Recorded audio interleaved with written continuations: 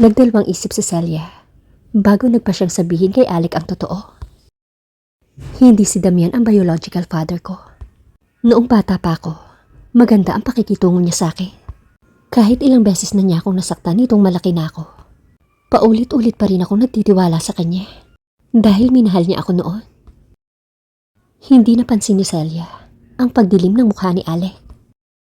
Ngunit mula nang ipagkanulo niya ako, pinaasa at niloko. Tuluyan na akong nawala ng pag-asa at nabigo sa kanya. Wala akong pakialam kung biological father ko siya o hindi. Hindi ko nahahayaang saktan pa niya akong muli. At wala rin akong pakialam sa paghahanap sa tunay kong ama. Kontento na ako sa buhay kasama si Tyson. Nadurog ang puso ni Alec. Nag-aalinlangan niyang tinanong si Celia. Kilala mo ba kung sino ang biological father mo? Umiling si Celia. Hindi. Pero siguradong irresponsable siyang tao. Dahil iniwan niya kami ng nanay ko. Iniwan niya ang nanay ko para palakihin akong mag-isa. Hanggang sa namatay ang nanay ko. Ni hindi siya nag-abalang bumisita sa mga nakaraang taon.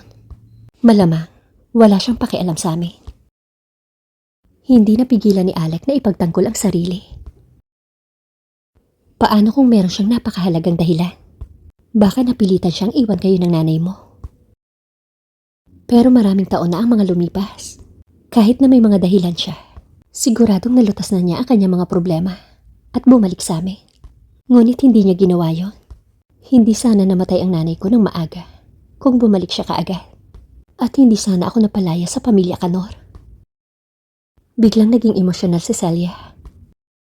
Nagigilty si Alec nang makita ang lumuluhang mata ni Celia. Nais niyang tanggalin ang kanyang pride at humingi ng tawad kay Celia. Nang matapos si Tyson sa pakikipag-usap sa telepono, bumalik siya sa kwarto ni Celia.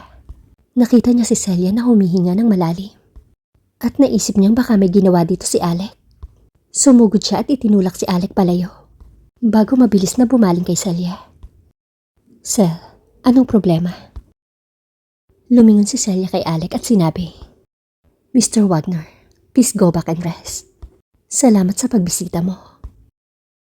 Gusto man ni Alec na ipagpatuloy ang kanilang pag-uusap, ay ayaw na niyang guluhin pa si Celia.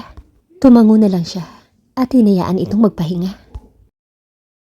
Ang totoo ay minsan bumalik si Alex sa lungsod para hanapin si Jennifer at ang kanilang anak.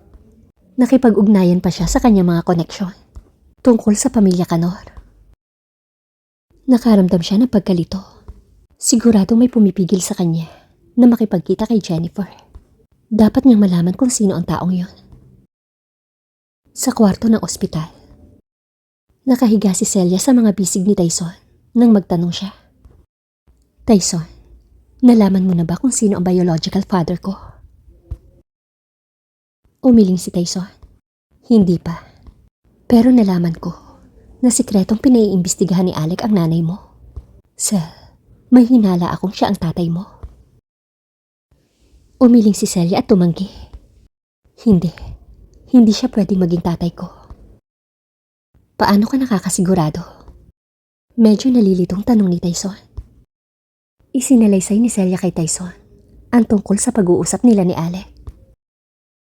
Nang matapos si Celia sa kanyang kwento, napasimangot si Tyson at sinabi, napaimbestigahan ko na si Alec at ang Wagner family. Ang pamilya ay nawala ng isang maliit na batang babae. Maraming taon na ang nakalipas.